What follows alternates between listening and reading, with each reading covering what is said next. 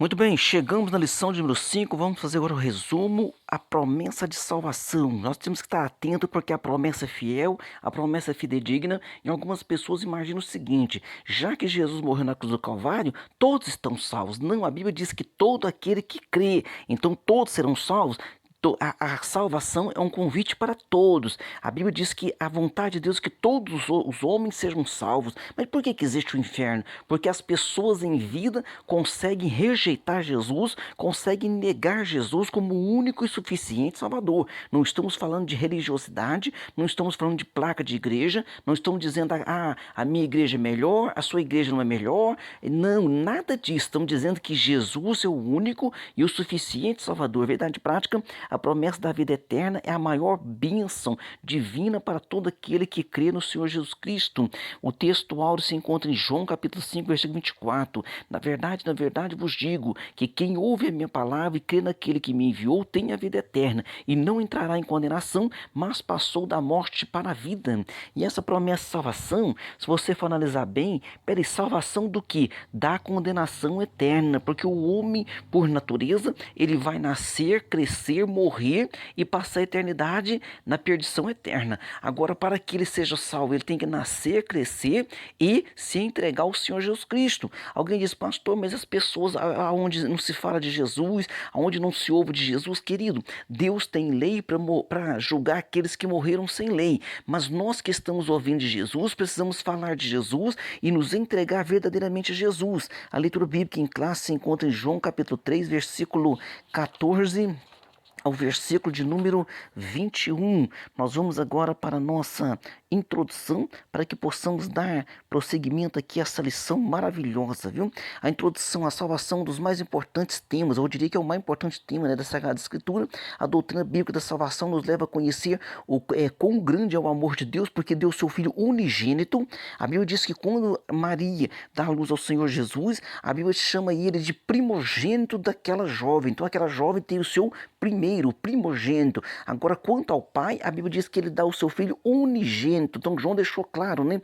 Porque Deus amou o mundo de tal maneira que deu o seu Filho unigênito para que todo aquele que nele crê não pereça, mas tenha a vida eterna. Então, na parte primeira aqui, a promessa da salvação. No item 1, uma maravilhosa salvação. Na leitura bíblica em classe, nos lembra a passagem bíblica do Antigo Testamento em Números capítulo 21, onde está escrito que o povo começou a murmurar, reclamar contra Deus, contra Moisés, e surgiu então serpentes ali naquela areia do deserto, e aquelas serpentes então quando atacavam aquele povo, eles quando era mordido, morria, e agora eles começaram a se arrepender e disseram a Moisés, ora a Deus por nós. Moisés orou e Deus falou para Moisés, faz uma serpente de metal e levanta essa serpente. Quando a pessoa for mordida por uma serpente ali da areia, a pessoa vai fixar os olhos, vai olhar para essa serpente e essa pessoa então ficará curada.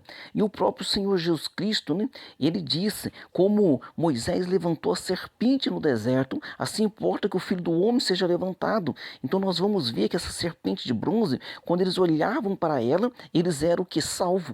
Mas nós temos que tomar um grande cuidado. Por quê? Porque algumas pessoas confundem, né, essa serpente como se fosse uma imagem de escultura. Nós temos que tomar esse cuidado. Por quê? Porque a Bíblia deixa bem claro que anos depois, os israelitas, porque sempre eles se desviavam, sempre eles faziam alguma coisa que desagradava a Deus e sempre relacionada à idolatria. Diz que anos depois eles pegaram essa serpente para quê? Para que ela fosse um caminho de idolatria. E não era esse o sentido, jamais foi esse o sentido, né, de Deus para com eles. Então está escrito aqui em João capítulo 14, e como Moisés levantou a serpente no deserto, assim importa que o Filho do Homem seja levantado, para que todo aquele que nele crê não pereça, mas tenha a vida eterna. Então aquela serpente ela foi um símbolo de quê? De que as pessoas deveriam confiar no Senhor, que elas teriam um alvo, alguma coisa para que elas olhassem e que elas deveriam olhar para cima. Então agora nós temos que olhar para cima. Quando nós vamos olhar para cima, nós vamos achar a placa de igreja? Não. Nós vamos achar nome de pastor, nome de apóstolo, nome de pessoas? Não. Nós vamos achar olhando para cima que alguém morreu pendurado numa cruz.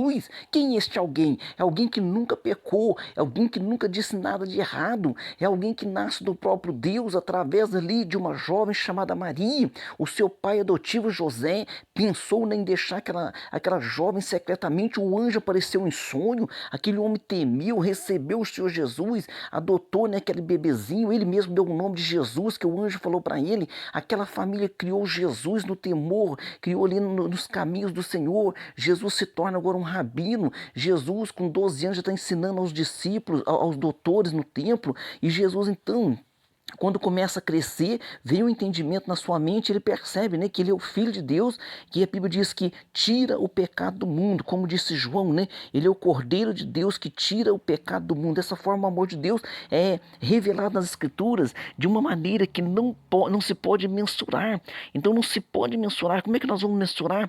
Então João diz, né, porque Deus amou de tal maneira, João não conseguiu mensurar, que deu seu Filho unigênito para que todo aquele que nele crê não pereça, mas tenha a vida eterna. Então essa é a promessa do nosso Senhor Jesus Cristo. Essa preciosa promessa traz duas realidades. Qual é? A de quem crê será, a de quem crê, ele está salvo, quem crê está salvo, mas quem não crê está condenado. Então, de quem crê não será condenado, mas de quem não crê já está condenado. Está o quê? Na palavra, isso é a Bíblia Sagrada. Está escrito aqui, ó, quem crê nele não é condenado, mas quem não crê já está condenado porquanto não crê no nome do unigênito Filho de Deus. Então por isso que nós temos que colocar nossa fé em ação e crer realmente, colocar nossa vida diante do nosso Deus. No item 2 aqui, a obra de salvação. O Evangelho de João nos mostra que a obra de salvação é uma providência de Deus para salvar o ser humano de uma condenação, para salvar o ser humano de uma condenação eterna. No sentido literal no sentido geral da palavra, né? Salvação vem do grego soteria, traz um sentido de livramento de perigo, de ameaça, traz um sentido de salvar, né? Que nem aqui com o apóstolo Paulo, quando aqui em Atos capítulo 27, o Senhor diz a ele, olha, nenhuma dessas pessoas vão perecer nesse navio. Então aquele navio tinha ali várias almas e o Senhor Jesus, coloquei nas tuas mãos todas essas almas. Então Paulo dá uma palavra de conforto, de salvação, e diz o que assim, ó, portanto, exorto-vos a que comais alguma coisa, pois é para a vossa saúde, ou seja, para salvar você da morte. Então, essa salvação, a palavra salvação significa também salvação no sentido de saúde, livramento da prisão, como está aqui em Filipenses capítulo 1, versículo 19, porque sei que disto me resultará salvação, pela vossa oração e pelo socorro do Espírito de Cristo, que é o Espírito Santo, também livramento do juízo, tem essa mesma palavra, ali em Hebreus 11, versículo 7, quando diz que pela fé Noé, divinamente avisado das coisas que ainda não se viam,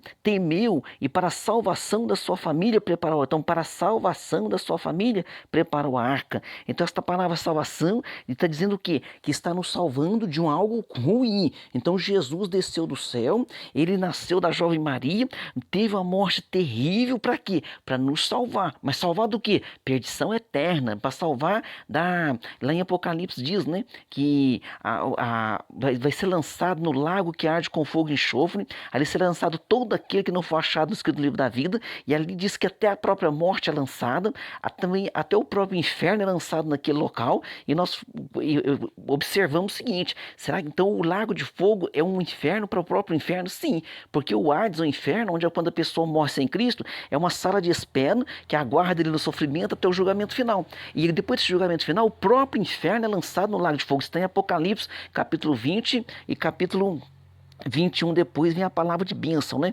Dizendo ali que o Senhor Jesus, ele tem um novo céu e nova terra para que nós possamos habitar. Dessa maneira, a salvação, propriamente dita, tem a ver com os que recebem a Cristo como seu único e suficiente Salvador. No item 3 aqui, o Salvador.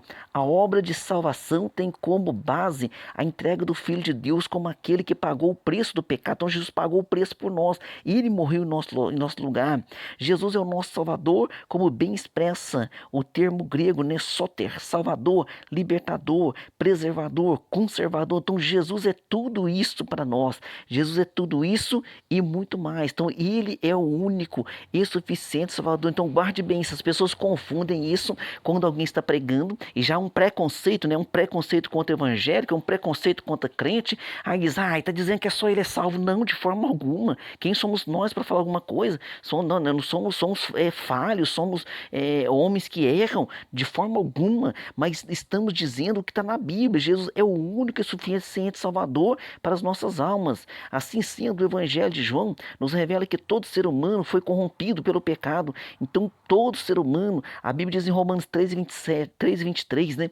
Porque todos pecaram e destituídos estão da glória de Deus, da graça de Deus. Então, é necessário que todos se entreguem ao Senhor Jesus Cristo. João capítulo 3, agora o versículo 16 que nós já lemos, agora o versículo 17 diz assim, porque Deus enviou o seu Filho ao mundo, não para que condenasse o mundo. Então Jesus quando nasceu, ele não nasceu para condenar o mundo, ele nasceu para morrer e salvar o mundo, mas para que o mundo fosse salvo por ele. Então, através dessa morte e ressurreição, foi tão perfeito o sacrifício que quem não crê está condenado. Agora alguém diz no Brasil, mais de 90% das pessoas dizem que são cristãos. Cristão foi um nome, um apelido que esse povo recebeu lá em Antioquia, de tanto que falava de Jesus, de tanto que imitava Jesus. Então, ser cristão é, antes de mais nada, imitar o Senhor Jesus Cristo. A Bíblia está dizendo, né, todo aquele que nele crê não pereça, mas tenha a vida eterna. Vamos para a parte 2 aqui da nossa lição, a natureza da promessa de salvação. Podemos compreender a natureza da promessa de salvação estudando os aspectos salvíficos dessa grande obra. Então, quais são os aspectos salvíficos? Nós vamos falar da justificação, alguém creu em Jesus de coração, é justificado. Regeneração, creu em Jesus de todo o coração, nasceu de novo, o símbolo disso é o batismo nas águas. E no item 3, vamos falar da santificação, sem a qual ninguém verá o Senhor, e a santificação já é um processo progressivo. O Senhor nos vê como santos diante dele, né? Mas é um processo progressivo a santificação. Tanto é que Paulo escrevia para a igreja lá de Coríntios e falava assim, aos santos que estão na tal igreja, aos santos que estão na tal igreja. E ali chamava atenção, falava assim, vocês estão fazendo isso de errado, estão fazendo aquilo de errado. Ou seja, eram santos porque aceitaram Jesus, mas estavam fazendo coisas que precisavam melhorar, precisavam crescer na graça, né? E no conhecimento. Justificação. Um dos aspectos da obra salvífica que está apresentada em termos bíblicos é a justificação. Quem é alcançado pelo Evangelho do Senhor Jesus Cristo, quem crê nele é declarado justo. Isto ele é declarado livre da culpa, do merecimento da punição divina. Ele não é mais condenado, está declarado absolvido. Então o sangue do Senhor Jesus Cristo tem este poder. Então é como se não houvesse praticado alguma transgressão, porque o sangue de Jesus apaga os nossos pecados. A Bíblia diz que ele coloca os nossos pecados distantes de nós, como é o Oriente do Ocidente. E ele também diz assim que ele lança no mar do esquecimento os nossos pecados. Ele diz, dos teus pecados não me lembro mais. Então só Jesus tem poder para operar uma obra, um milagre desses, chama justificação. Agora, regeneração, nascer de novo, né? Então, aquele que está em Cristo nasceu de novo, aquele que crê em Cristo nasceu de novo. O símbolo é o batismo nas águas, para que a obra da salvação apresentada no Evangelho de João 3 se manifeste na vida do salvo, é necessário que ocorra a regeneração, denominada no Novo Testamento, denominada de novo nascimento, né? Ali no capítulo 3, do versículo 1 ao 6. Uma pessoa que nasce de novo passa por um processo de transformação interior. Então Jesus Cristo falou para Nicodemos, né? Olha, para o homem herdar o reino dos céus é necessário nascer de novo. Então Nicodemos ficou curioso e Jesus explica para ele todo esse procedimento, ou seja, aquele que crê em Jesus, ele nasce da água e do Espírito, ele nasce de Cristo. Uma pessoa que nasce de novo passa por um processo de transformação interior do coração, sofre uma mudança radical por intermédio do Evangelho, por intermédio do Santo Evangelho do Senhor Jesus Cristo. Essa obra é feita diretamente pelo Espírito Santo, diretamente no coração do homem. Jesus já falava através de Jeremias, olha, vocês, povo de Israel, faz circuncisão na carne, mas Deus fará uma circuncisão dentro do seu coração. É o que o Espírito Santo faz. E olha o que a palavra de Deus diz aqui em 2 Coríntios 5:17. Assim que se alguém está em Cristo, nova criatura é. As coisas velhas passaram, eis que tudo se fez novo. Só Jesus tem este poder, essa graça de fazer. Então, uma vez que nascemos de novo, passamos a fazer parte da família de Deus. Então, agora também fazemos parte da família de Deus. O próprio João deixou bem claro isso, né? Ele veio para o que era seu e os seus não o receberam, mas a todos quanto o receberam, deu-lhes o poder de serem feitos filhos de Deus, a saber, os que creem no seu nome. No item 3, santificação. A santificação é um aspecto da salvação como resultado da obra do Calvário de nosso Senhor Jesus Cristo. Em primeiro lugar, por intermédio da justificação e da regeneração, somos santificados por Deus de maneira posicional, ou seja, creu no Senhor Jesus Cristo, ele tanto você creu de coração, ele te justificou, perdoou seus pecados, limpou seu pecado, você vai nascer de novo e você agora ele te torna santo, posicional, santo, mas também tem a santificação, tem a santificação posicional, ou seja, imediata, e em segundo lugar, que é muito importante entender isso, temos a santificação de maneira progressiva, porque há pessoas que vão para a igreja hoje e amanhã alguém exige que ela seja melhor do que o pastor, seja melhor que a dirigente de oração, seja melhor do que o líder dos jovens. Então, qualquer um errinho da pessoa está lá um condenando, está lá um martirizando.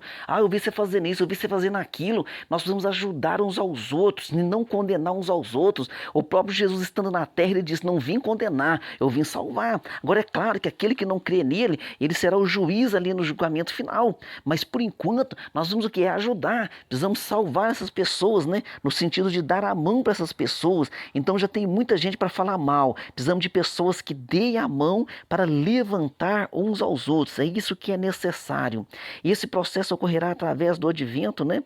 Da nossa, e outra coisa, nós temos a santificação posicional, temos a santificação progressiva, e agora com o advento de Jesus, quando ele arrebatar a igreja, aí sim, o nosso corpo será transformado em corpo glorioso. Então essa é uma promessa dada pelo nosso Senhor Jesus Cristo, que o nosso corpo será transformado em corpo glorioso. Então, na ressurreição, a Bíblia diz lá em Tessalonicenses capítulo 4, versículo 13 em diante, fala ali, não sejais ignorantes quanto aos que dormem, porque os que morreram em Cristo, eles vão ressuscitar primeiro, e nós estamos vivos, sendo transformados, iremos juntamente com eles encontrar com o Senhor nos ares, ou seja, quem morreu em Cristo ressuscita em corpo glorioso, quem está vivendo em Cristo é transformado em corpo glorioso, tudo isso no mesmo instante. A Bíblia diz em Coríntios, ante a última trombeta, não é antes não, é ante, diante da última trombeta, diz que a trombeta é voz de arcanjo, então o arcanjo trocará essa trombeta, e o Senhor Jesus virá levar todo este povo para morar com ele, e também nós reinaremos com ele, que a palavra de Deus deixa bem claro, nós estudamos isso na escatologia. Portanto, a obra de salvação exposta no Evangelho de João, ela é completa, Nós vamos agora para a parte 3 da nossa lição, com o título Promessa e perseverança na salvação. Peraí, precisamos perseverar? Sim, precisamos perseverar. No item 1, a base da promessa da salvação é Cristo. Então a base é Cristo. Ninguém pode mudar isso, viu? João 3 mostra com clareza que o nosso Senhor é o centro da promessa de salvação. Deus escolheu um povo dentre pessoas pecadoras para que se arrependessem e crescem no Senhor Jesus Cristo como Salvador. Logo, a igreja de Cristo e o povo de Deus é constituído de pessoas unidas ao Senhor Jesus Cristo, não é constituído de pessoas perfeitas, não, é unidos ao Senhor Jesus Cristo. Assim fazemos parte do corpo de Cristo. Então, a Bíblia é bem clara em dizer que a igreja, ela é o corpo do Senhor Jesus Cristo. Agora, individualmente, nós somos templo do Espírito Santo, que se o Espírito Santo não habitasse em nós, nós não conseguiríamos estar unidos ao corpo de Cristo. Então, a igreja é corpo de Cristo.